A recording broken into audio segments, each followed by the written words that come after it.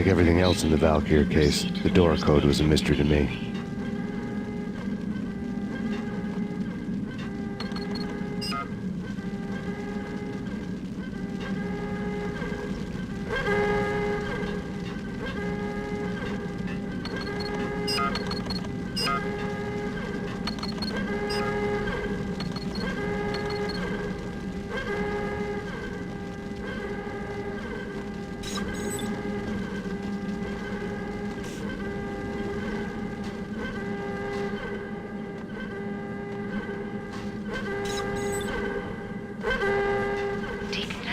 The chemist had been using the workstation when he died. The half-life of the lab rat had ended online, his password blinking on the screen. 665, the neighbor of the beast.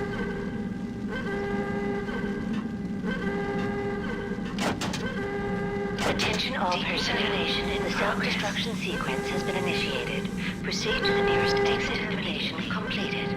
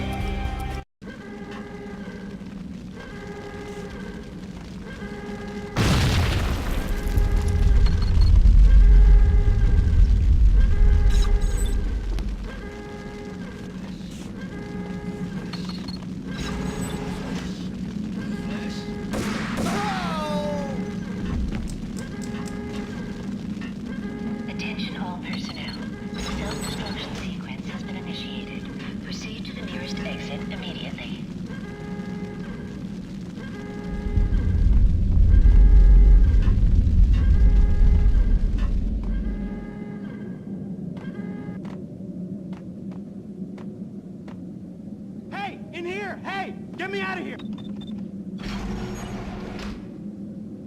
Thanks. I thought I was gonna die in there for sure. I need you to get me through the decontamination chamber airlock. You're crazy! No way! The place is blowing up, for Christ's sakes! Either that or back to the cell. Your choice. Okay, I'll do it. I'll do it.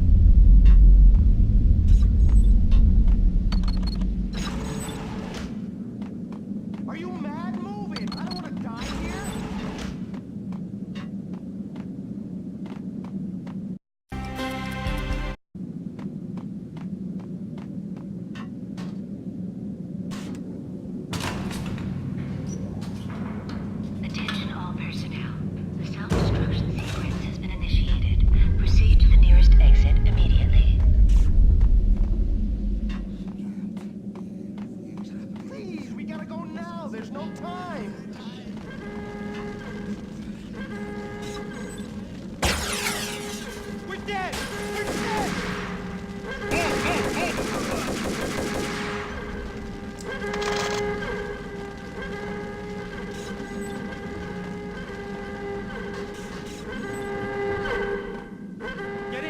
Punch you through. After this, you can go.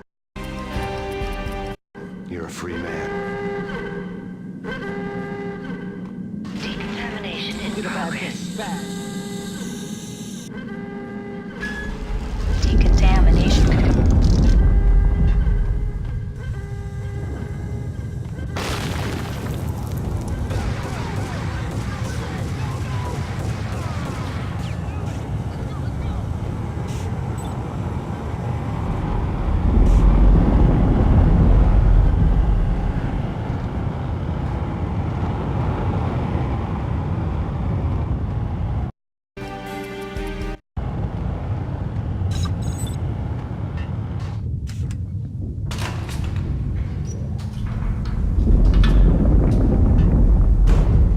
I was caught in the middle of the deadly web that was the Valkyrie case.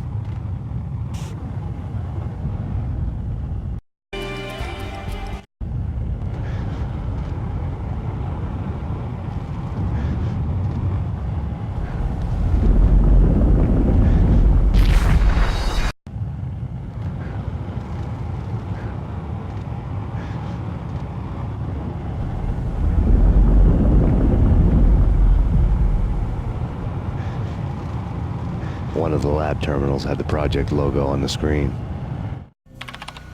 Top secret. Project Valhalla. U.S. Army. Yggdrasil Network. Valhalla, the otherworldly place in Norse mythology where the bravest heroes spent their afterlife feasting and fighting forever, their wounds miraculously healed night after night. Valkyr, the maidens who chose the most courageous Viking warriors and carried them to Valhalla. 1991.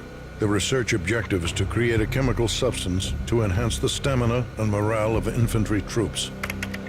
1995. Results unsatisfactory. Project cancelled. Someone had decided to continue the sick experiment unauthorized. Project compromised. Data leak. Fix the damage by any means necessary. Security clearance red. Authorized by the project lead. Field test. Double the dosage for all the remaining test subjects. Observe and record the subject's behavior in an urban setting. The drop-off point was my old address in New Jersey. The file dated 3 years ago. Just when you thought you had reached the deepest depths of horror, it suddenly got worse. How to turn off that small voice inside your head that started to whisper that you should be glad that now, if not before, your revenge was justifiable on any conceivable moral scale.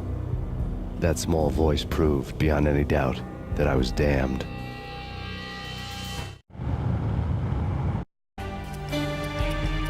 The dagger-heeled woman had come and gone a long time ago. There was nothing more for me here. The bunker's name was acting as a self-fulfilling prophecy.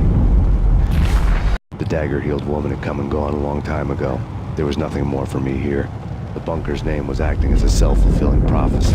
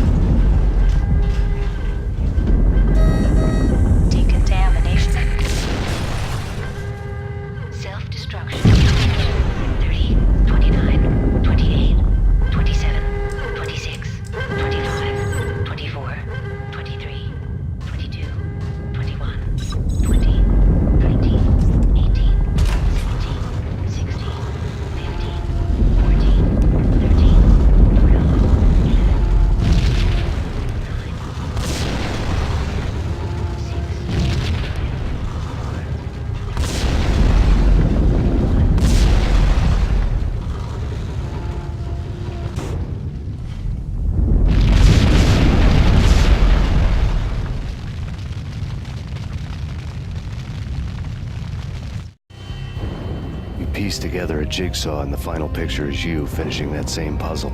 A mad, green-eyed killer standing behind you. An urban legend come true. The Project Valhalla test subjects had been the mad junkies who had murdered my loved ones.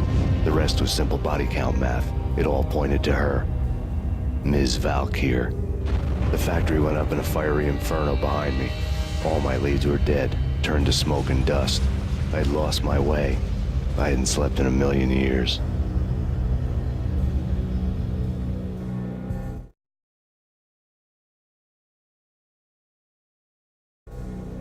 I felt thin as death.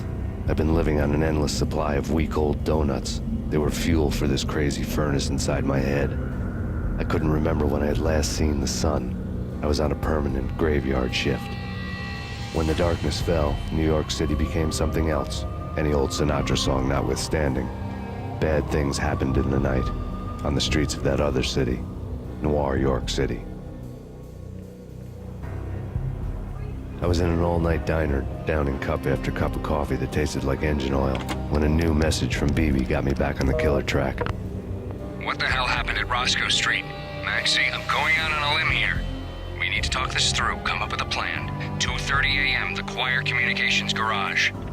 The more I thought about Alex's murder and the frame-up, the more it felt like an inside job. I should have seen it coming. BB had sold me out, and now he wanted to finish what he'd started. The garage was dead. BB showed up in his tailor-made suit, gold watch, and cufflinks to match, all way beyond a cop's pay. Maxie. Oozing suave charm, he was guilty as hell. What the hell does BB stand for anyway? Backstabbing bastard? Come on, don't be like that. Have a cigar. I don't smoke. Maxie, you have no idea how big this is. It's huge. You have no idea. I think I do. You're a bribe-taking bent cop who sold out his partner. Those mobsters in the subway were a dead giveaway. Hard to miss. Bet it was exactly like this with Alex. Up close and personal. You can't win this one, Max. No, but I can make damn sure none of you do either. BB turned out to be another cardboard cutout bad guy.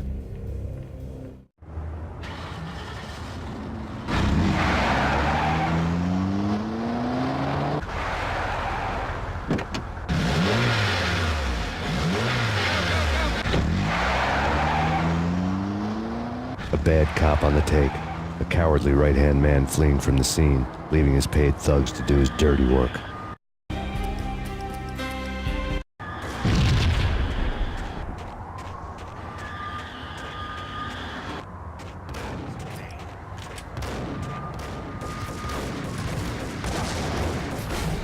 A bad cop on the take. A cowardly right-hand man fleeing from the scene, leaving his paid thugs to do his dirty work.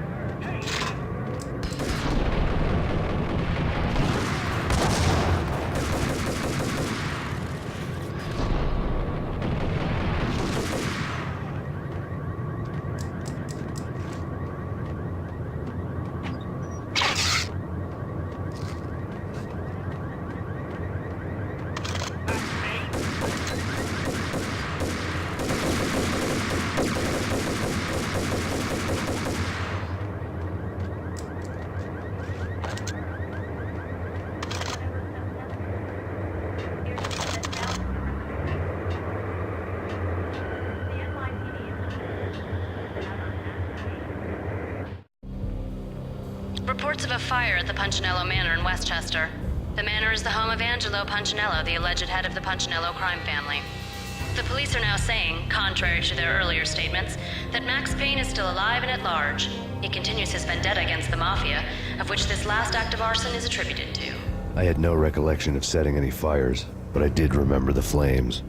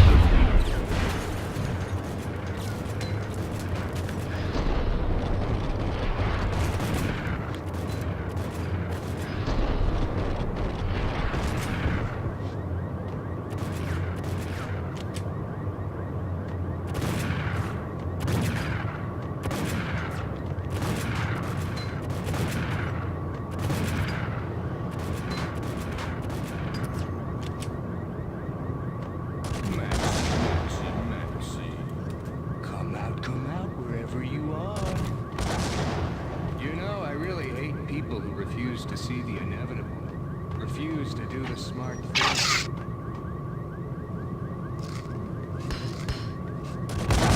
No, I must do the right thing.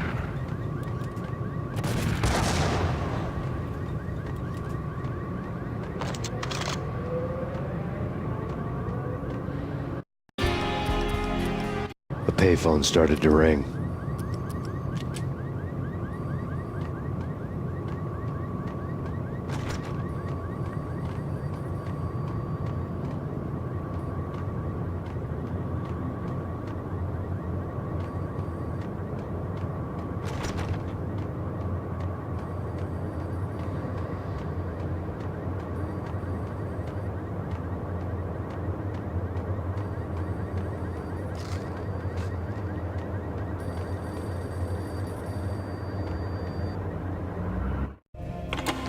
Yeah, Max Payne, whatever does it for you.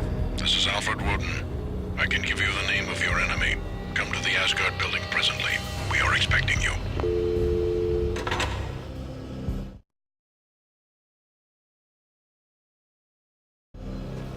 Woden was waiting for me on the steps of the old building. Mr. Payne, let's go inside. The others are anxious to begin. The others? Despite the general misconception, this building actually predates the City Hall by 2 years, thus being the oldest municipal building still in use here at the foot of the Brooklyn Bridge. No kidding. The old man played tour guide as he led me through a dark, domed hall. The answers I was after loomed large ahead. Mr. Payne, I would like to introduce you to my colleagues in what we call the Inner Circle. You've been watching too much X-Files. You have seen the files on Project Valhalla. We can fill the gaps, provide you with the information missing from those files. We were all involved in the early stages of the project during the Gulf War. What's the catch? We would very much like to blow this thing wide open, but our hands are tied. Her name is Nicole Horn. She was the key figure in Project Valhalla. When the funding was discontinued, she simply refused to quit. She knew exactly what she had in her hands. Nicole Horn is the president of Acer Corporation. She has more than half the city in her pocket. This must be kept under wraps. If you try to go public with this, we will deny any knowledge. We need you to take her out. Afterwards, we can protect you. Make all the charges go away.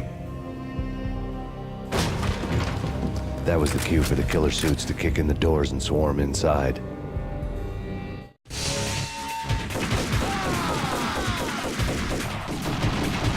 It was an impressive floor show, but I decided to leave early anyway. It was only a one-story fall. Lucky me.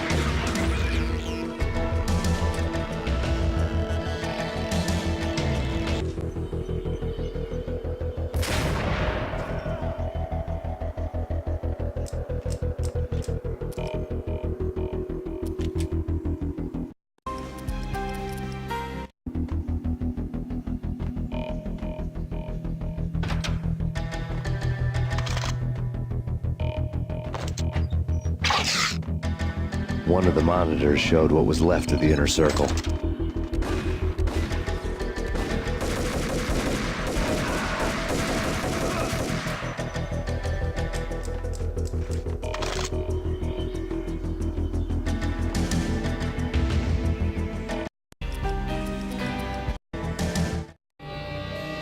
On screen, the so-called corpse of Alfred Woden stood up, miraculously waking from his dirt nap, looking smug among his dead pals.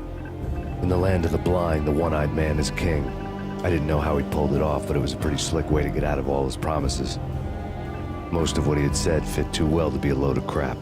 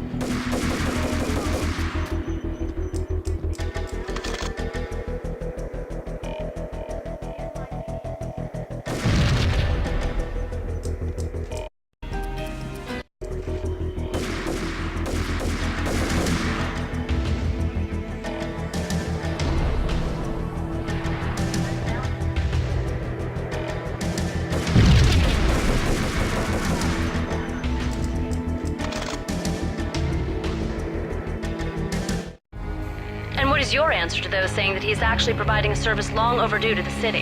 This crusade nonsense has gone too far. He's out of control. It must stop. He will be stopped. That was Deputy Chief Jim Rivera from the New York City Police Department.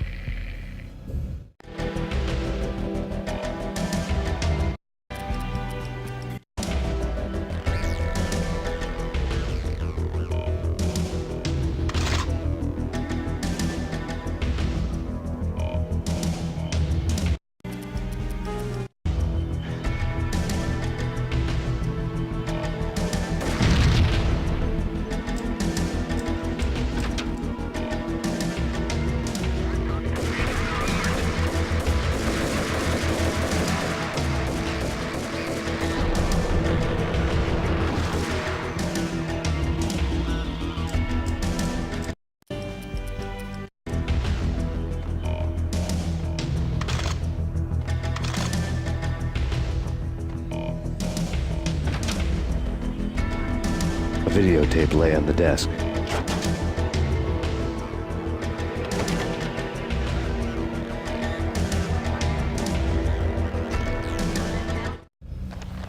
Nicole Horn had blackmailed the inner circle into silence.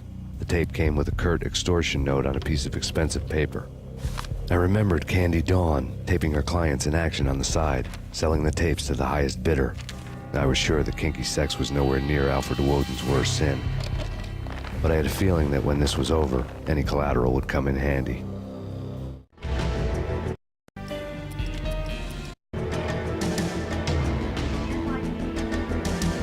Woden had left me a present.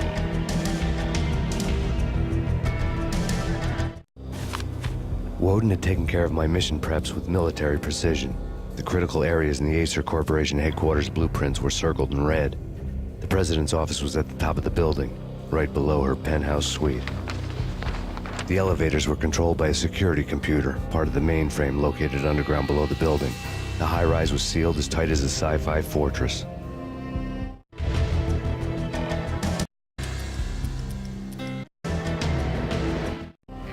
Nothing seems to stop Acer Corporation's phenomenal victory march. Incredibly, the stocks are still rocketing. Worried experts already see a danger in the company's success. Some have gone as far as to say that Acer Corporation is about to become an even bigger monopoly than Microsoft ever was.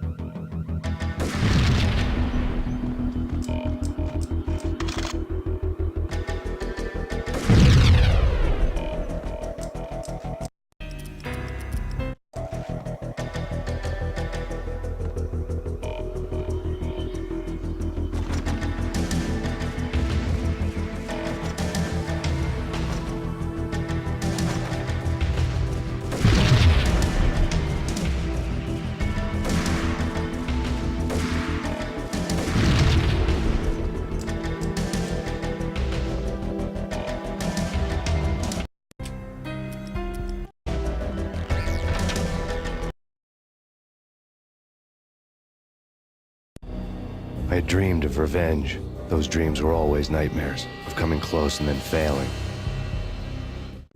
Now I was close. I had a name to guide me, Nicole Horn. I had nothing to lose.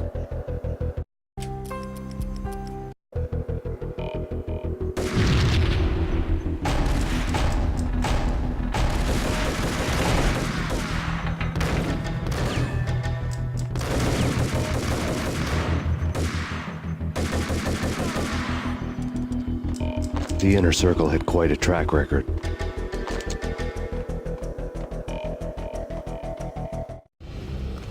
Project Valhalla had not been the only thing the Inner Circle had been involved in. There were rows of cabinets full of files. The Serpentine Secret Society went back a long way, always pulling strings from the shadows. I couldn't say I was sorry. Woden's move in some Byzantine power game had cut the Circle's membership roster to 1. The old man wanted me on cleanup duty. It was my mess, too.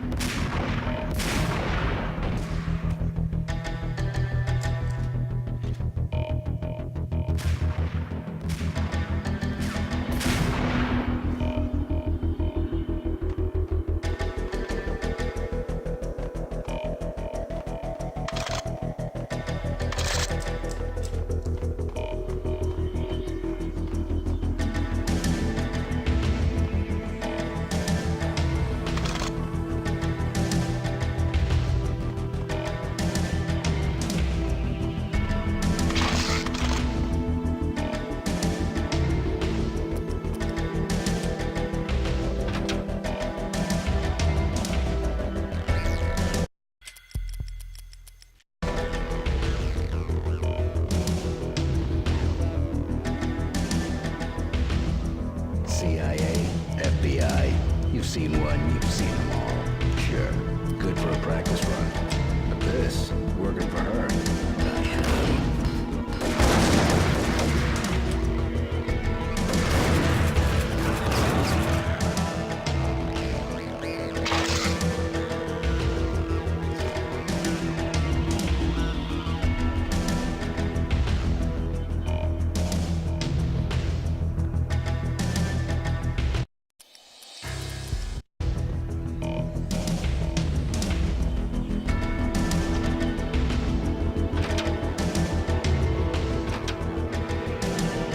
Take him down. Shoot to kill. Let's finish this.